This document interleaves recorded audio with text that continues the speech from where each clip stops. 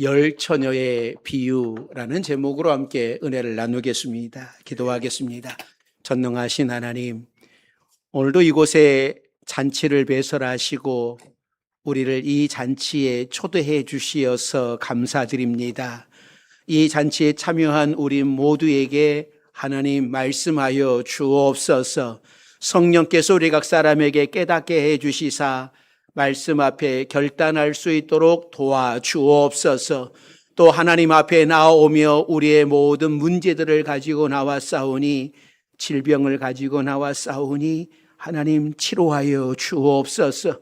나사렛 예수의 이름으로 명하노니 우리 성도들에게 있는 모든 질병아 다 떠나갈지어다.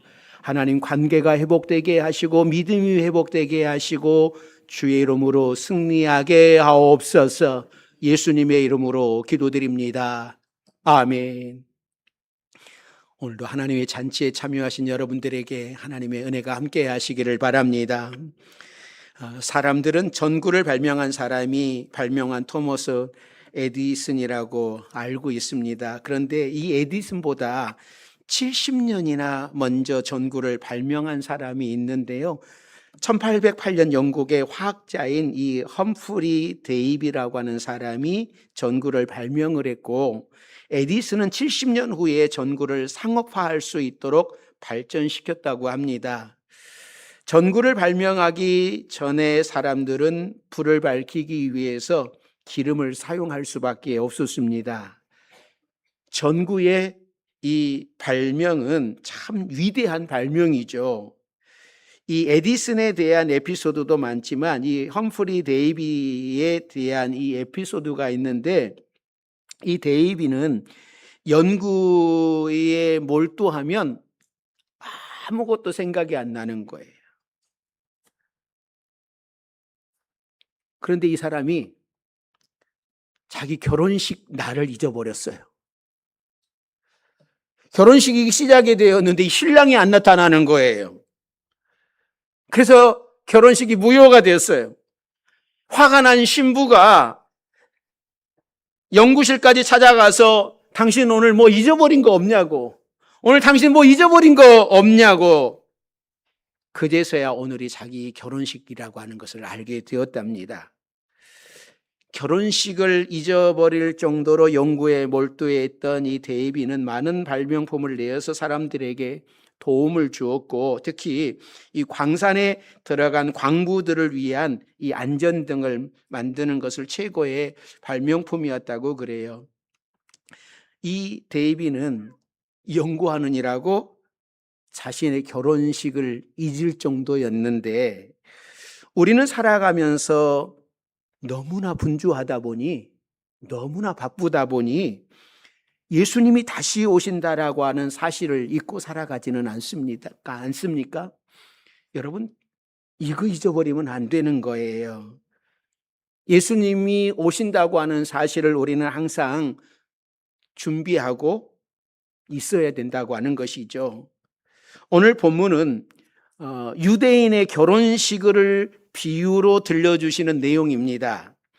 예수님이 공생애를 시작을 하실 때에도 이 가나의 혼인잔치에서 물로 포도주를 만드시고 혼인잔치를 도와주셨는데, 오늘 비유에도 결혼식이에요. 어느 문화에서나 이 결혼식은 축제고 참 중요한 행사입니다. 그런데 문화가 다른 만큼 결혼식을 하는 방식이 달라요. 옛날 고대 이 팔레스타인의 결혼식은 하루 이틀 하는 결혼식이 아니라 길게는 일주일씩 결혼식을 했습니다. 그리고 이 결혼식은 대낮이 아니라 보통 저녁이나 한밤중에 결혼을 했습니다. 왜 이 나라는 한밤중에 이렇게 결혼을 하는 걸까요? 그것은 날씨가 너무나 더운 탓도 있을 것이고, 이 히브리 개념으로 보면 저녁이 하루의 시작이었어요. 그래서 이들은 저녁에 결혼식을 해요. 지금도 유대인들이나 유럽 사람들은 저녁에 결혼식을 하죠. 우리나라 결혼 문화도 요즘에는 저녁에 결혼하는 사람들이 종종 있는 것을 우리는 보게 됩니다. 신랑은 자기의 친구들과 함께 어울려서 시간을 갖다가 한밤중이 되어서 신부의 집으로 옵니다. 한편 이 신부는 친구들과 함께 언제 도착할지 모르는 신랑을 기다리게 되는 것이죠.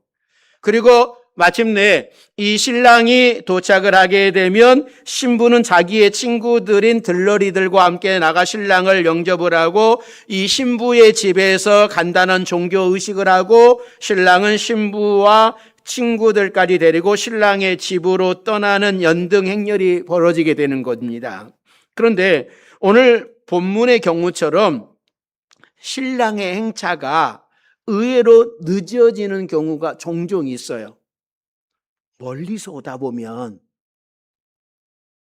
가까우면 괜찮겠지만 멀리서 오다 보면 늦어지는 경우가 있는 것이죠.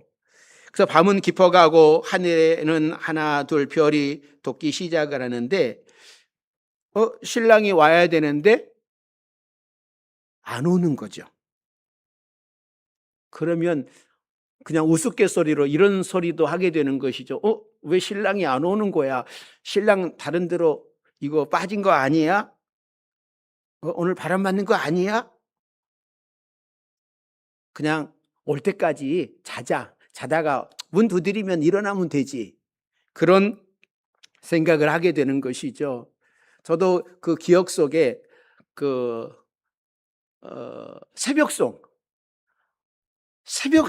저는 어렸을 때 이 새벽송을 꼭 맞이하려고 정말 기다렸거든요. 그런데 어렸을 때 매번 보면 막 기다리다가 졸다가 기다리다가 어느 날 눈 떠보면 아침이야. 그러면은 왜 나 안 깨웠냐고, 나 새벽송 하고 싶었었는데 왜 안 깨웠냐고 막 엉엉 울었던 기억이 나요. 여러분 이런 기억 없으십니까? 근데 새벽송 오잖아요. 하여튼 저는 어렸을 때에 이 새벽송 한 번도 하여튼 못했어요. 늘 아침에 울었지. 오늘 본문 같은 경우도 그런 거예요. 오늘 본문은 뭡니까? 비유예요. 비유. 예수님을 말씀하실 때에 비유를 참 많이 사용하셨습니다. 이 비유에서 신랑은 당연히 예수님이시고 열 처녀들은 신랑 대신 예수님을 맞이하는 교회를 의미합니다. 결혼식에서 10명의 처녀들은 신부가 아니라 신부의 친구들입니다. 신랑이 10명의 처녀와 결혼하는 비유라고 여러분 생각을 하면 안 됩니다. 그런데 왜 10명일까요? 이 열이라고 하는 숫자는 완전히 꽉 채우는 숫자예요. 그래서 이 교회 공동체 전체를 의미합니다. 예수님이 재림하실 때에 이 교회 공동체 전체가 예수님을 맞이하게 될 것인데 그 중에는 구원으로 들어가는 성도가 있고 교회는 다니지만 구원받지 못하는 성도가 있다고 하는 것이죠. 24장에서도 두 사람이 똑같이 밭을 가는데 한 사람은 남고 한 사람은 데려감을 당하고 두 여자가 맷돌을 서로 가는데 한 사람은 올라가고 한 사람은 남게 되고 또 부부가 같이 한밤에 자고 있는데 한 사람은 남게 되고 한 사람은 올라가게 되는 경우가 있는 것이죠. 이렇게 항상 구원받는 백성이 있고 구원받지 못하는 성도가 있다고 하는 겁니다. 교회 다니는 사람들 중에도 아직 구원의 반열에 들지 못하는 사람이 있다고 하는 거예요. 오늘 비유에서 우리가 잘 살펴봐야 할 내용들이 있는데 그 내용들 가운데 첫째가 열 처녀가 준비한 등불과 기름은 무엇을 의미하는 걸까? 이 전통적인 해석에 따르면 많은 분들이 이 등자는 믿음으로 또 기름은 성령님으로 이해했습니다. 그래서 믿음은 있으면서도 성령의 기름 부으심이 계속되지 않으면 예수님의 재림을 맞이할 수 없다라고 해석을 했습니다. 그러나 그렇게 해석을 할 경우에 어떤 문제가 생기게 되냐면 성령님이 믿는 자의 마음에 들어가 계셨다가 믿음이 없어지면 점점 사라지고 소멸하는 것인가? 그런 분이 아니잖아요. 성령님께서는 우리 마음에 들어오시면 우리가 천국 갈 때까지 우리의 보증이 되셔서 우리를 이끌어 주시는 분입니다. 열 처녀 비유에서 처녀들이 가진 기름이 떨어지고 불이 꺼졌습니다. 기름을 성령으로 해석을 하면 우리 안에 들어오신 성령님이 점점 사라졌다라고 하는 그런 뜻이 되는 거죠. 그러므로 열 처녀가 준비한 기름은 성령이든 믿음이든 사랑이든 말씀이든 주님을 만나는데 꼭 필요한 모든 것을 가리킨다라고 말할 수 있는 거예요. 우리는 열 처녀가 준비한 등이 기름을 부어서 불을 켜는 등잔으로 생각을 했었습니다. 60년 전만 해도 우리나라 가정집에서 등잔을 많이 사용했죠. 그런데 이 성경의 기록은 2000년 전 이야기입니다. 2000년 전에 사용했던 등은 우리가 60년 전에 사용했던 것과 비슷한 등잔은 아니었을 거예요. 특별히 야외에서 등을 밝히는 것은 실내에서 밝히는 등하고 실외에서 밝히는 등이 좀 다르지 않겠습니까? 우리가 드라마 조선시대만 봐도 야외에서 들고 다니던 횃불이 훨씬 더 비슷한 거예요. 오늘 본문 단어와도. 나무 막대기 끝에 이 천을 감싸고 거기에 기름을 붙이면 활활 타오릅니다. 그러나 오래 가지 못하고 그 기름기가 떨어지게 되면 불이 뭐 하는 겁니까? 꺼지게 되는 거예요. 그러면 다시 기름을 발라서 불을 켜야만 켜지는 거죠. 그러니 기름을 따로 준비하지 않는 사람은 다시 불을 붙일 수가 없는 거예요. 기름 그릇이 없는 횃불은 오늘날 이 배터리 없는 전등과 같은 겁니다. 밖에서 손전등을 켜고 가다가 이 배터리가 닳아지면 이 손전등이 아무 쓸모가 없는 거잖아요. 만일 배터리의 수명이 어느 정도인지 알았더라면 미리 배터리를 준비한다든지 충분히 충전을 했겠지요. 그런데 금방 주님이 오실 줄 알고 배터리를 준비하지 않는 사람은 옆 사람이 사용하던 배터리를 빼앗아서 불을 밝힐 수 없는 거예요. 사랑하는 성도 여러분, 우리들의 배터리는 충만합니까? 다 닳아져서 불이 깜빡거리고 있지는 않나요? 성령님께서 우리 안에 기름 부음을 충만하게 해달라고 기도하시기를 바랍니다. 하나님, 제 영혼에 기름이 떨어졌습니다. 감격이 식어졌습니다. 사랑이 식어졌습니다. 첫사랑의 은혜를 기억하게 해 주옵소서. 충만하게 하옵소서. 기도하면서 우리 안에 성령의 배터리를 충전해야 되는 거예요. 하늘 날아가는 그 순간까지 항상 충만하면 좋겠지만 때로는 식어질 때가 있습니다. 그러나 그때마다 다시 일어설 수 있어야 되는 거예요. 두 번째는 신랑이 더디 오신다고 말씀을 합니다. 자, 본문 5절, 6절이에요. 자, 5절, 6절 같이 읽습니다. 신랑이 더디 오므로 다 졸며 잘세 밤중에 소리가 나되 보라 신랑이로다 맞으러 나오라 하매. 지난번에도 말씀을 드렸지만 2000년 전 초기 그리스도인들은 예수님이 그 시대에 오실 줄 알았어요. 그런데 예수님은 여러 번 말씀을 하시잖아요. 24장 48절에서도 악한 종은 주인이 더디 오리라고 생각을 했습니다. 오늘 본문에서도 신랑이 더디 오신다라고 말씀을 해요. 24장 끝 끝에는 24장에는 끝까지 견디는 자가 구원을 얻으리라 라고 말씀을 합니다. 그러면 예수님은 왜 빨리 안 오시고 더디 오시는 걸까요? 우리 생각에는 빨리 오셨으면 좋겠는데, 그런데 저는 이 말씀을 묵상하면서 주님이 더디 오신 것이 누구 때문이겠습니까? 저 때문이더라고요. 혹시 여러분 때문만은 아닙니까? 주님이 더디 오시는 것은 내가 성숙해지라고, 빨리. 너 이렇게 믿음 생활하면 안 되니까 성숙해지라고. 그것을 사도 베드로도 주님 빨리 오시옵소서, 주님 빨리 오시옵소서 이렇게 사모했던 사람이잖아요. 근데 그가 베드로 후서 이 3장 9절에 이런 고백을 해요. 이때 깨달은 거죠. 왜 주님이 늦게 오신지를 깨달은 거예요. 자, 3장 9절 말씀 같이 봅니다. 주의 약속은 어떤 이들이 더디다고 생각하는 것 같이 더딘 것이 아니라 오직 주께서는 너희를 대하여 오래 참으사 아무도 멸망하지 아니하고 다 회개하기에 이르기를 원하시느니라. 왜 더디 온 거예요? 여러분, 성가대 여러분들 때문이에요. 여러분 때문이라니까요. 여러분 때문이에요. 저 때문이에요.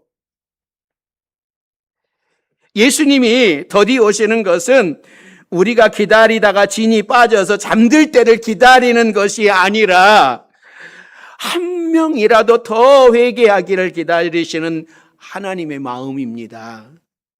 사도 베드로는 하나님의 마음을 정확히 알았어요. 2000년 전에도 성도들은 예수님이 왜 빨리 안 오시는지 더디 오신다고 불평을 했습니다. 그러나 주님의 약속은 어떤 이들이 더디다고 생각하는 것 같이 더딘 것이 아니다라고 말씀을 합니다. 오히려 택하신 자들이 다 회개하기까지 여러분의 믿음이 빨리 성숙해지기를 기다리고 계시는 거예요. 그래서 주님이 더디 오시는 것은 누구 때문이에요? 나 때문이. 하나님은 항상 내가 생각한 시간에 일하시는 것이 아니라 하나님의 시간표대로 일하십니다. 우리는 어떤 일을 계획을 하면서 하나님이 내가 생각한 시간에 응답을 척척척 해주시기를 기대합니다. 그러나 하나님의 시간과 우리의 시간은 달라요. 하나님과 나의 계획이 다르다면 하나님 잘못입니까? 내가 잘못한 겁니까? 하나님이 내 생각대로 움직여주기를 바라는 것은 올바른 신앙이 아닙니다. 하나님의 응답이 있을 때까지 기도하면서 인내하는 것이 우리가 해야 할 일이에요. 세상에 있는 모든 고난은 예수님을 믿기 전에는 마귀와 상관되는 것이지만 예수님을 믿고 나서 생기는 고난은 하나님께서 우리의 성격과 성품을 고치시고 겸손하게 만드시는 과정이라고 믿고 순종해야 됩니다. 나는 큰 죄를 지은 것도 아닌데 내가 무슨 죄가 있어서 이런 고난을 당하는가 하고 생각하면 그 생각부터가 죄가 돼요. 힘들고 어려운 시간을 지낼 때 우리가 할 일은 묵묵히 기도하면서 하나님의 때를 기다리는 겁니다. 오늘 본문에서 신랑이 더디 온 것은 약속을 위반한 것 아닙니다. 오신 거잖아요. 늦었지만 오셨잖아요. 하나님의 실수가 아니라 하나님의 계획이요. 준비된 사람과 준비되지 않는 사람을 구분하는 하나님의 방법인 거예요. 신랑이 더디 오므로 어떤 현상이 생겼습니까? 모두가 졸며 잤습니다. 모두가. 지혜로운 자는 안 잔 거 아니잖아요. 미련한 자도 잤고요. 지혜로운 자도 다 잤어요. 모두가 잤어요. 그런데 자다가 신랑이 온다고 하는 소리를 듣고 슬기로운 자들은 준비해온 기름으로 등을 밝혔지만 준비되지 않는 자들은 그 행렬에 참여할 수 없었습니다. 그런데 10명의 처녀들 모두가 다 잤어요. 한밤중이 되어도 신랑은 오지 않고 기다리던 처녀들은 지쳐서 잠이 들었습니다. 사람은 이렇게 피곤하게 졸기도 하고 잠을 자기도 합니다. 우리 주님께서 깨어 있으라라고 하시는 것은 영적으로 사망의 잠을 자지 말라라고 하시는 거예요. 시험에 들어가가지고 믿음이 흔들리지 말라라고 하는 말씀이죠. 신앙생활을 하다가 지치면 잠든 사람처럼 영적인 침체가 오기도 합니다. 그럴지라도 그 안에 믿음이 있는 사람은 영원히 주님을 떠나지 않습니다. 겟세마네 동산에서 예수님이 기도하시는데 제자들은 그 옆에서 다 잠자버립니다. 야, 좀 깨어 있어라. 좀 나를 위해서 기도해 달라고. 그런데 그들은 다 자요. 저는 주님의 마음이 너무나 안타까웠겠다 그런 생각이 들어요.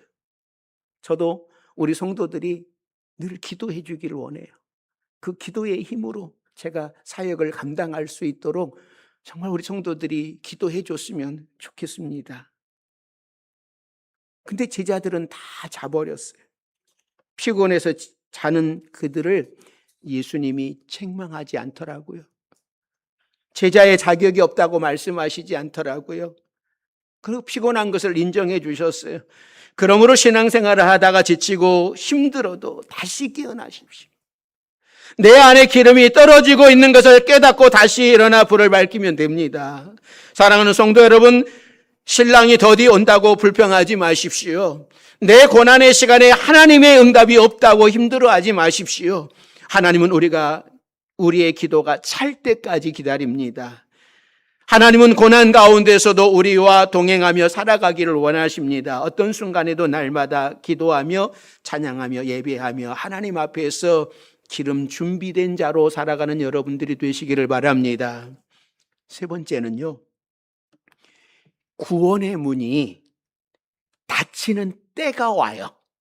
자, 본문 10절이에요. 자, 10절 말씀 같이 봅니다.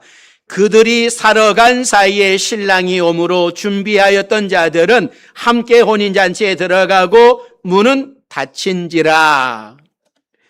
이 비유는 마지막 때에 관한 비유예요. 만일 이 비유가 마지막 때에 대한 비유가 아니었다면 이 슬기로운 자들은 기름 없는 자들에게 자신의 기름을 조금이라도 나누어 줬을 거예요. 혹시 나는 불을 못 켤지라도 그래 너는 켜라 라고 아마 기름을 다 줬을런지도 몰라요. 그런데 슬기로운 자들이 왜 이리 각박한지 기름을 조금도 나누어 주지 않아요. 너 사러 갔다 와. 야박해요. 혼자 불을 밝히고 갑니다. 여러분, 우리 그런 생각할 수 있는 거 아니에요? 예수 믿는 사람들이 저렇게 야박하냐고. 아이, 정도, 인정도 없다고. 이 다섯 처녀뿐만 아니라 신랑도 그래요. 나중에 이제 기름을 사가지고 준비해가지고 다섯 처녀가 왔잖아요. 그래서 문 두드리잖아요. 문 좀 열어달라고. 그런데 이 신랑이 야박하게 거절을 해요. 왜 문 살짝 열어주고 들어오라고 그러면 안 됩니까? 왜 이들의 요구에 단칼에 이 신랑도 거부해버릴까요? 사랑하는 우리 바지명성교회 여러분, 우리는 이 말씀을 꼭 기억을 해야 됩니다. 천국 갈 준비는 지금 하는 거예요. 죽은 다음에 천국 갈 준비할 수 없습니다. 그때는 이미 천국 문이 닫힌 후에요. 준비되지 않는 사람이 죽은 후에 깨닫고 아무리 간절하게 문을 두드려도 천국 문은 열려지지 않습니다. 그래서 신랑이 그토록 야박하게 남은 처녀들의 요구를 거절하는 거예요. 5명의 친구들도 그 기름 안 나눠주는 거예요. 12절에 보면 신랑이 이렇게 이야기를 합니다. 내가 너희를 알지 못하노라. 만일 우리가 큰 잔치를 하는데 우리 가족 중에 한 사람이 문을 열어달라고 하면 어떻게 합니까? 열어주죠. 빨리 들어와. 열어주죠. 그러나 도둑일지도 모르는 사람이 열어달라고 하면 절대로 열어주지 않으면서 이렇게 말할 겁니다. 누구세요? 우리는 당신을 모르는데요. 신랑이 남은 5 처녀에게 내가 너희를 알지 못하노라라고 한 것은 그들이 천국 백성이 아니었던 거예요. 이 땅에서 똑같이 신앙생활을 하고 하나님을 믿는 것 같았는데 실제로 그들 마음에는 예수님이 계시지 않았습니다. 그의 마음에 성령이 계시지 않았습니다. 예수님이 주인이 아니었어요. 그래서 예수님께서는 나는 너희를 알지 못한다. 거절하시는 거예요. 이 얼마나 가슴 아픈 말씀입니까? 내가 교회 열심히 다니고 착한 일도 많이 했는데 예수님이 나는 너를 모른다 하시면 우리는 천국 밖에 쫓겨나 슬피 울게 되는 것이죠. 그러므로 믿음은 지금 준비해야 되는 거예요. 지금 이 땅에 사는 동안 천국 갈 준비를 하는 겁니다. 나중에 5 처녀가요, 미련한 5 처녀가 나중에 준비하면 되지 그랬어요. 나중에. 혹시 여러분들도 이 5 처녀를 보면서 나중에 하면 되지, 혹시 그런 생각 가지고 계십니까? 또 하나 생각을 해볼 것이, 믿음은 나누어 줄 수 있는 것이 아닙니다. 우리가 살아가면서 다른 사람에게 나누어 주거나 양도할 수 있는 것이 있는가 하면 나누어 줄 수 없는 불가능한 것도 있잖아요. 예를 들어서 내가 가진 재산 중에서 내 형제가 내 가족 중에 좀 부족하면 좀 나누어 주기도 하고 그럴 수 있어요. 또 음식을 했는데 맛있게 잘 됐네? 이거 내가 나눠줘야지 하고 나눠줄 수 있습니다. 또 옷도 나눠줄 수 있어요. 그런데 나눠줄 수 없는 것 있잖아요. 남편 나눠줄 수 있나요? 아내를 나눠줄 수 있어요? 자녀를 나눠줄 수 있나요? 내가 자녀 3씩이나 되니까 없는 집 하나 무조건 나눠줄 수 있나요? 슬기로운 처녀들은 자신의 기름을 다른 처녀들에게 나누어 줄 수 없었어요. 이들의 사랑이 부족해서 혼자만 불을 밝히고 간 것이 아니라 이거는 구원은 나누어 줄 수 없는 것이기 때문에 안 주는 거예요. 못 주는 거예요. 구원은 오직 자신의 믿음으로만 가는 거예요. 엄마의 믿음? 아내의 믿음? 아니에요, 내 믿음. 오늘 주님께서 우리에게 항상 깨어 있으라고 말씀을 합니다. 항상 준비된 자로 살아가라고 하십니다. 우리가 일상을 살아가면서 믿음으로, 거룩함으로, 사랑함으로 살아가면 훗날 우리 주님께서 천국 문을 활짝 열어놓으시고 우리를 맞이하실 겁니다. 우리는 늘 천국을 준비하는 삶을 살아야 돼요. 둘이 함께 신앙생활 했는데 한 사람은 내려감을 당하고 한 사람이 남겨진다면 부부간에도 그럴 수 있는 것이고 자매간에, 형제간에도 그럴 수 있는 것이고, 그러기에 천국은 준비되어 줘야 돼요. 우리 바주명성교회 여러분들은 오늘 지혜로운 이 다섯 처녀처럼 항상 이 땅에서 천국을 준비하며 살아가는 복된 성도들이 되기를 주의 이름으로 축원합니다. 기도하겠습니다. 사랑과 은혜가 많으신 하나님, 하나님께서는 우리에게 믿음을 선물로 주셨습니다.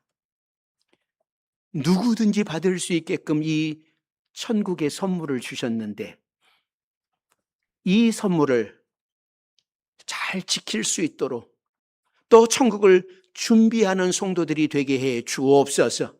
이 믿음은 나누어 줄 수 없고 내가 꼭 지켜야 될 부분인 것을 깨닫고 천국을 늘 준비하는 우리 바주명성교회 성도들 되게 해 주옵소서. 예수님의 이름으로 기도드립니다. 아멘.